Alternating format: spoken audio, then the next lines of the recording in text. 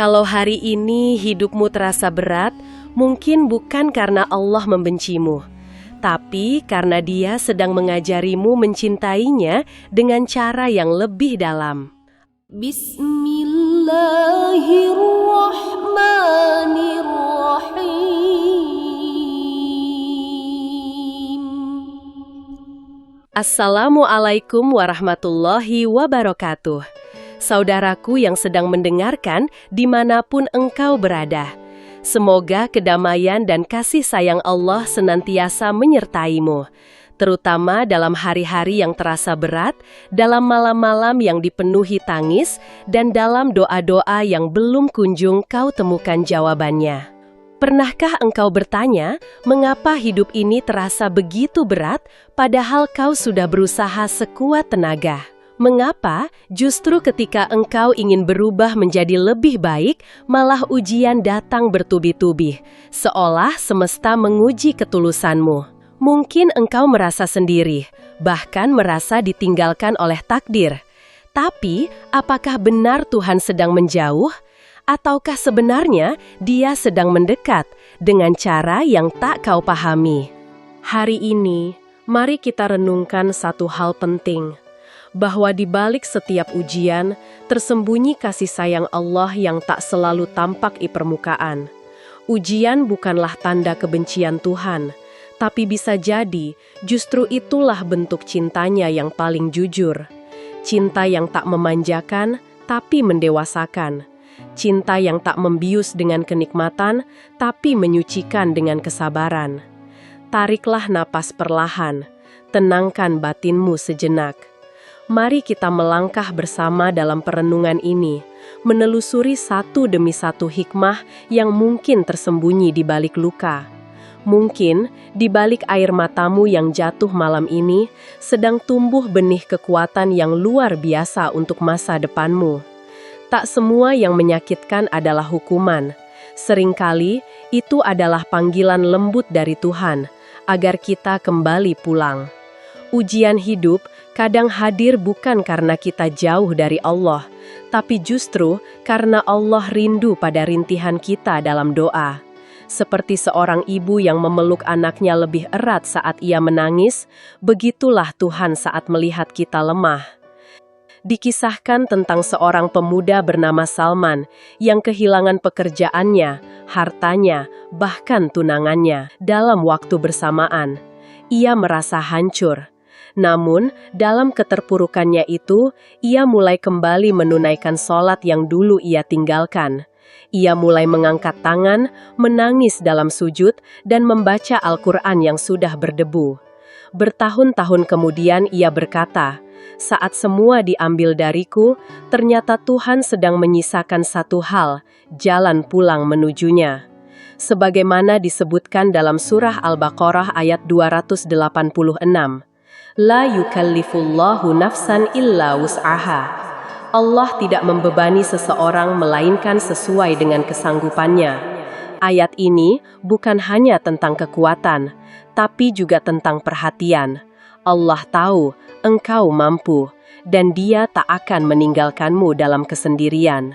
Jangan remehkan air mata yang jatuh dalam keheningan malam. Bisa jadi itu lebih bernilai di sisi Tuhan daripada semua kemenangan dunia yang penuh tepuk tangan. Sufi besar Rabi'ah Al-Adawiyah pernah menangis begitu dalam saat berdoa. Ketika ditanya mengapa ia menangis, padahal hidupnya tampak tenang, ia menjawab, "Tangisku bukan karena dunia, tapi karena aku takut kehilangan cintanya." Begitulah para kekasih Allah memahami ujian. Mereka tak melihat derita di mata dunia, tapi peluang untuk lebih dekat kepadanya.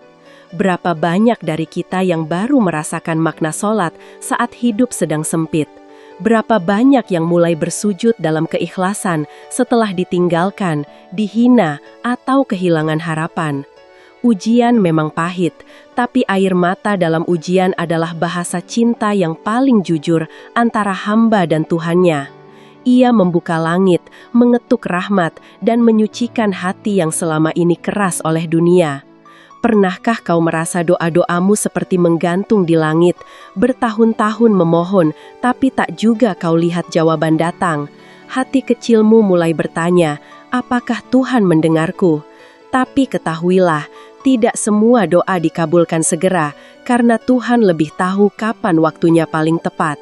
Lihatlah kisah Nabi Zakaria alaihi salam yang bertahun-tahun memohon keturunan. Usianya telah senja, rambutnya memutih, istrinya mandul. Secara logika, mustahil ada harapan.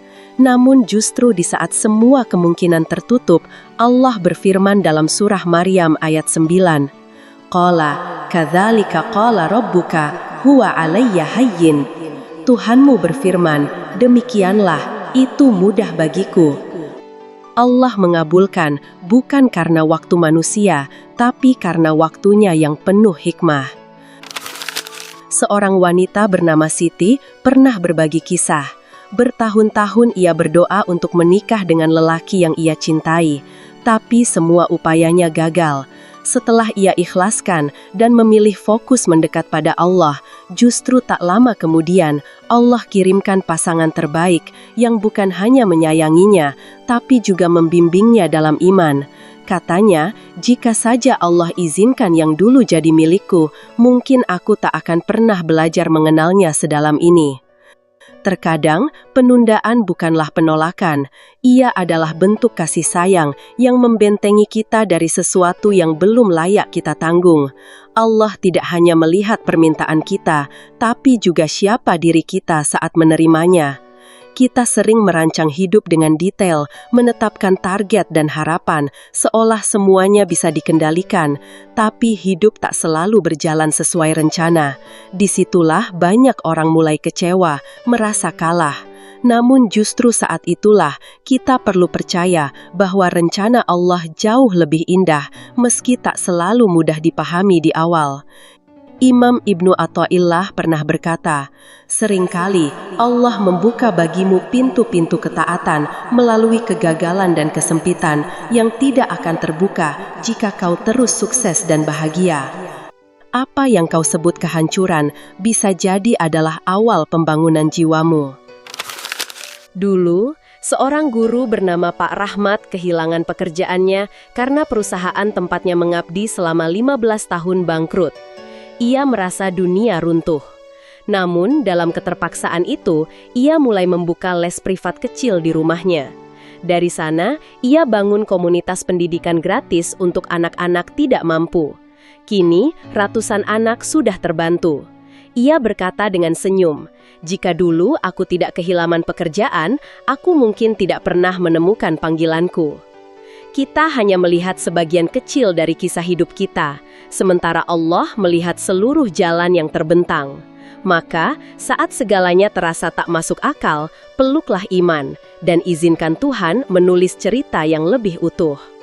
Ada ujian yang bukan sekedar cobaan, tapi kelahiran kembali. Ia datang untuk menghancurkan ego, meleburkan kesombongan, dan menghidupkan nurani. Seringkali, justru dalam kehancuran itu, muncul cahaya baru dalam diri seseorang.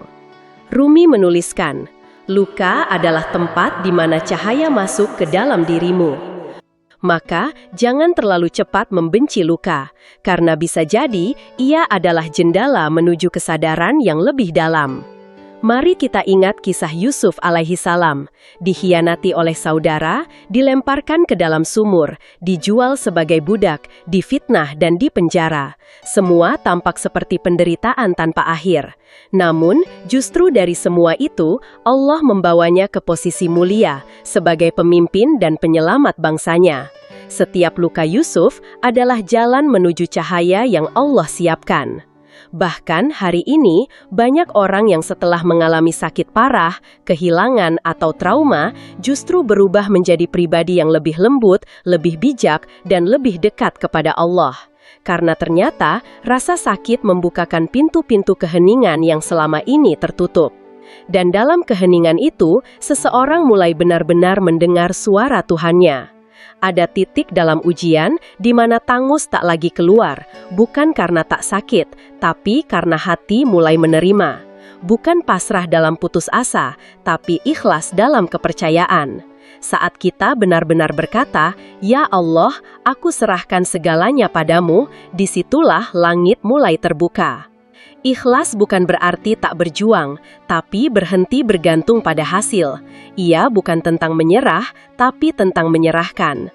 Dan justru ketika kita melepaskan beban itu dari tangan kita, barulah tangan Allah menggantikannya dengan sesuatu yang lebih tenang. Kisah nyata dari seorang ibu bernama Bu Yani yang kehilangan anak semata wayangnya karena kecelakaan tragis. Dunia rasanya runtuh. Tapi dalam sepi dan tangis yang panjang, ia mulai berkata pada Allah, "Jika Engkau mengambilnya, pasti Engkau akan menggantikan dengan sesuatu yang lebih dekat kepadamu." Beberapa tahun kemudian, ia mengabdikan hidupnya untuk merawat anak-anak yatim. Ia berkata, Allah mengambil satu, lalu menitipkan 20 hati kecil lainnya untuk kurawat dalam cinta. Itulah kekuatan ikhlas, mengubah kehilangan menjadi jalan pengabdian. Seperti kata Imam Al-Ghazali, jika sesuatu yang kau cintai hilang darimu, maka bersyukurlah, sebab mungkin ia sedang menjadi hijab antara engkau dan Allah. Bagaimana mungkin kita bersyukur saat hati sedang retak? Bagaimana kita bisa berterima kasih saat dunia terasa gelap? Tapi ternyata, justru dalam luka yang terdalam, seringkali kita menemukan anugerah terbesar. Luka memaksa kita melihat bukan dengan mata, tapi dengan hati. Dan hati yang luka, jika ia tetap berzikir, akan lebih bersih dan jernih dibanding hati yang terus dalam kelapangan. Syukur bukan berarti senang atas penderitaan, tapi menyadari bahwa dalam penderitaan itu masih ada kasih sayang yang menyelamatkan, masih ada napas, ada iman, ada waktu untuk kembali. Seorang pemuda bernama Rizky pernah hampir bunuh diri karena bangkrut, ditipu sahabatnya, dan kehilangan rumah tangganya. Tapi satu malam, ia duduk di masjid dalam keputusasaan dan hanya mengulang, "Alhamdulillah, aku masih punya Allah." Dari titik itu, hidupnya berbalik perlahan.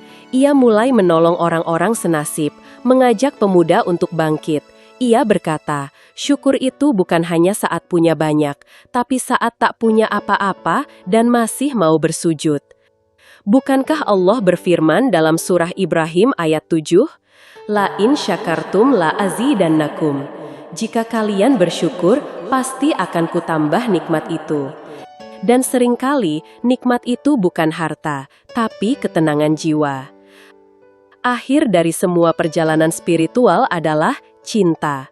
Ujian, luka, kehilangan, air mata, semua bukan akhir. Mereka adalah jalan. Jalan yang perlahan namun pasti membawa kita pada satu hal, cinta yang tulus kepada Allah. Saat kita diuji dan tetap memilih untuk sujud, disitulah lahir cinta sejati. Saat kita tak mengerti rencananya, tapi tetap memeluk iman, disitulah cinta diuji dan dimurnikan. Inilah cinta yang tak tergantung dunia, tak berubah oleh keadaan. Inilah cinta para kekasih Allah. Seperti kisah Robiah Al-Adawiyah yang pernah menyalakan pelita dan membawa air. Ketika ditanya untuk apa, ia menjawab, "Akan kupadamkan neraka dan kubakar surga, agar manusia mencintai Allah bukan karena takut atau berharap pahala, tapi karena Dialah Allah satu-satunya yang layak dicintai." Ujian akhirnya bukan tentang menang atau kalah, tapi tentang apakah kita belajar mencintai Allah lebih dalam setelah semua ini? Dan cinta itu tak perlu banyak kata. Ia hadir dalam diam, dalam sabar, dalam air mata yang jatuh, tapi masih menyebut namanya. Saudaraku yang dirahmati Allah, kini, setelah kita bersama menapaki jejak-jejak hikmah di balik ujian, mari kita rengkuh kembali benang merah dari semua yang telah kita renungkan. Kita telah memahami bahwa ujian bukanlah bentuk murka Tuhan, melainkan panggilan cintanya. Sebuah cara lembut dari langit untuk menyentuh hatimu, agar engkau pulang. Engkau kembali padanya, lebih jujur, lebih rendah hati, lebih kuat dalam iman. Kita juga telah menyaksikan bagaimana air mata yang jatuh di tengah malam bisa menjadi doa yang paling jujur, dan bagaimana penundaan tak selalu berarti penolakan, karena Allah sedang menyiapkan sesuatu yang lebih indah dari apa yang kau minta. Kita telah belajar bahwa dalam keterpurukan pun syukur masih bisa hidup, dan dalam kehilangan pun cinta kepada Allah masih bisa tumbuh. Kita menyadari bahwa ikhlas bukan kelemahan, tapi kekuatan paling sejati. Sebab di saat engkau melepaskan dunia, engkau justru menemukan genggaman langit. Dan akhirnya, kita sampai pada puncaknya, bahwa semua ini, rasa sakit, tangis, kegagalan, dan kesendirian bisa menjadi jalan lahirnya cinta paling murni kepada Allah. Cinta yang tak bersyarat, cinta yang tak bergantung pada keadaan, cinta yang tetap tumbuh bahkan saat hidup terasa gelap. Maka, wahai engkau yang sedang diuji, tenangkan hatimu. Tidak, engkau tidak ditinggalkan, justru engkau sedang dipeluk dengan cara yang berbeda. Jika hari ini terasa berat, ingatlah, Allah tak akan membiarkanmu memikulnya sendirian. Sabarlah, karena sabar bukan menunggu dengan putus asa, tapi bertahan dengan harapan. Syukurilah, karena syukur bukan hanya untuk nikmat besar, tapi juga untuk napas yang masih berhembus dan iman yang masih bertahan. Maka, nikmat Tuhanmu yang manakah yang kau dustakan? Pertanyaan itu bukan untuk menggugat, tapi untuk mengingatkan bahwa selalu ada cahaya meski hanya secercah. Jika video ini menyentuh hatimu, maka jangan ragu untuk menuliskan di kolom komentar. Aku percaya kasih sayang Allah selalu ada di balik setiap ujianku. Bagikan kepada saudara-saudaramu yang sedang lelah. Barangkali Allah menjadikanmu jalan hidayah untuk mereka. Dan jika engkau ingin terus berjalan bersama dalam perjalanan hati ini, jangan lupa untuk subscribe dan aktifkan loncengnya, agar setiap cahaya baru dari langit bisa hadir menyapamu. Aku doakan, semoga hatimu semakin kuat, langkahmu semakin ringan, dan jiwamu senantiasa tenang dalam dekapan rahmat Allah. Semoga setiap luka menjadi penghapus dosa, setiap tangis menjadi pelembut hati, dan setiap ujian menjadi jembatan untukmu bertemu dengan cintanya. Terima kasih telah mendengarkan dengan hati. Sampai bertemu di perjalanan ruhani berikutnya. Wassalamualaikum warahmatullahi wabarakatuh.